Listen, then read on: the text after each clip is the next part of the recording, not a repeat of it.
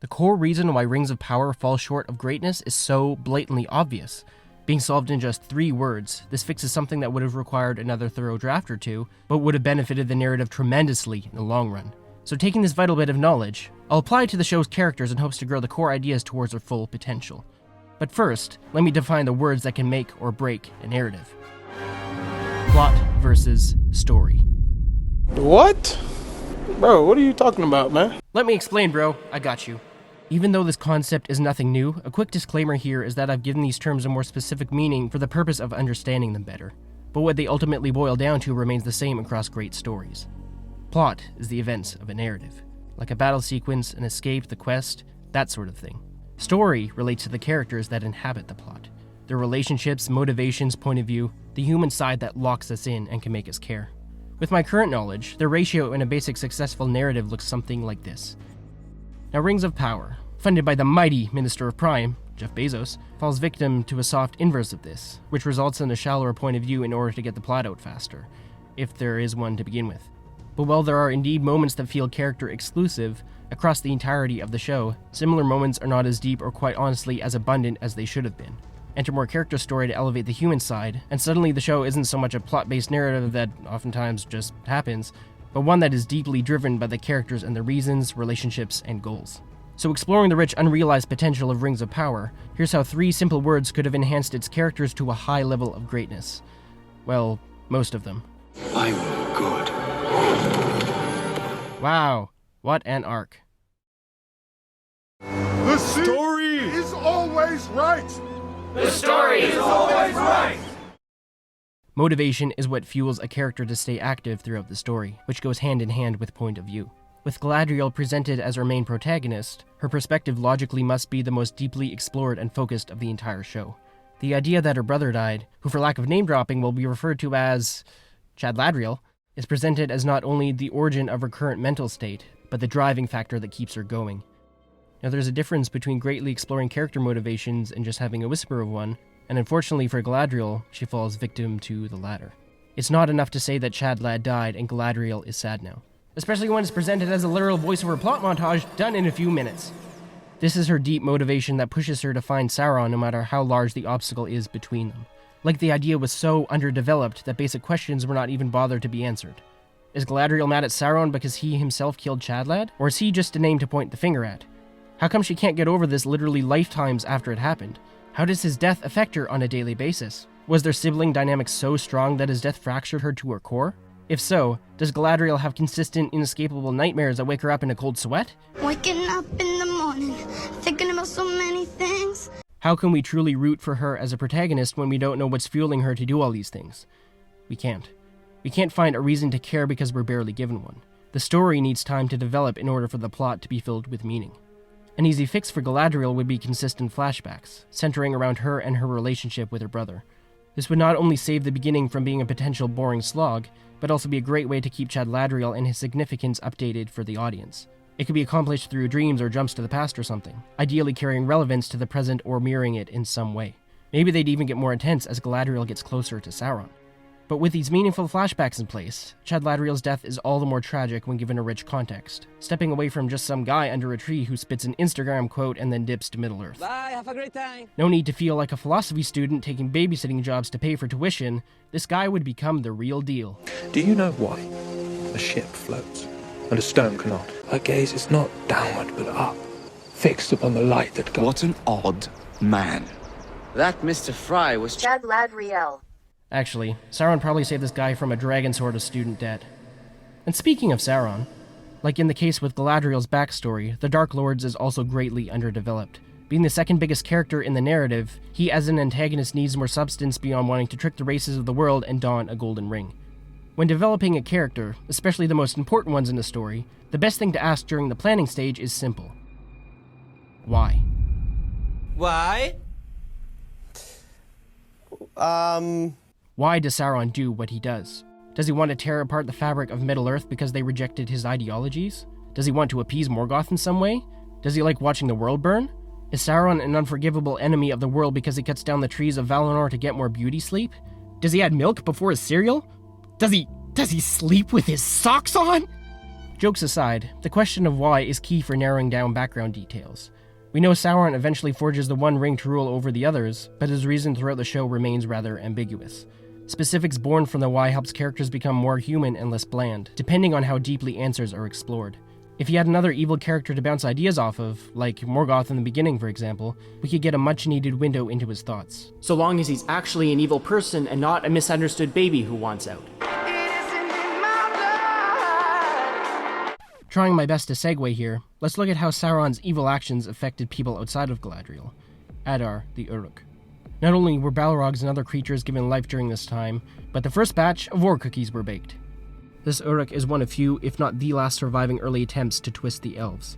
He lives on the median between two races, and surely has unique views on how the world has changed since his inception. Of course, this rare perspective is not explored whatsoever, but at least there's more to work with here when compared to the Dark Lord. Maybe Adar corrects others on his classification in order to try and deflect deep-rooted feelings about his identity. Maybe he feels lost in a world that has moved on without him, and his only goal now is to carry out Sauron's plan in order to have purpose and remain relevant.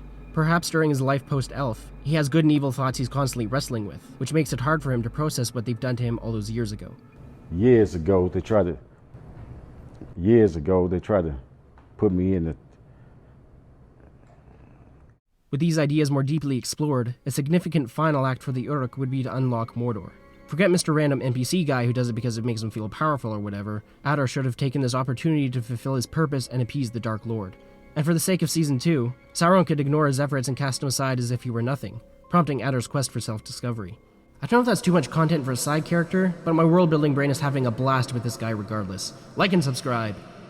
You see, with a little change and a bit more character development, suddenly the big eruption scene has much more weight and significance. Mordor is the most evil land in Middle-earth after all, and having a character worthy of its grand opening gives it so much more gravitas. Adar's first-generation Orcookie batter has baked him into an incredibly unique situation. It's a shame his perspective was squandered. Don't waste the mixture! We don't have time to waste Lads! Scrape out, scrape out, scrape out! Don't waste the mixture! If deeper ideas were explored for Adar, he'd develop into the perfect foil for the brooding Bowman himself, Arondir.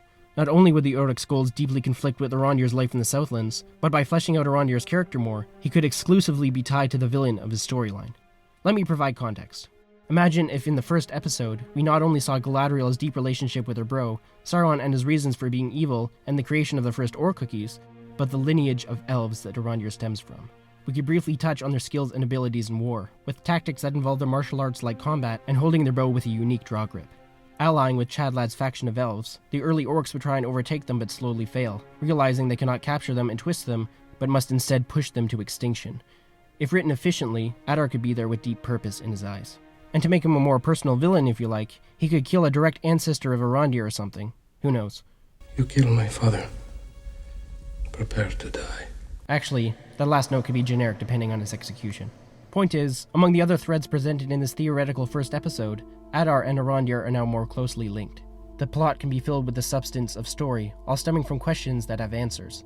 That's what can happen when characters are deeply explored and set in a scene together. Some will get along, others won't, and that's where the plot and story can really interlace. Now when you have most of the pieces to make a deep character, but forget to properly explore them, you end up with the kid of brooding Bowman, an attractive single mom. Like, come on, we're not going to pretend that he isn't their son. The kid, Theo I think his name was, could have been so much more with a few alterations.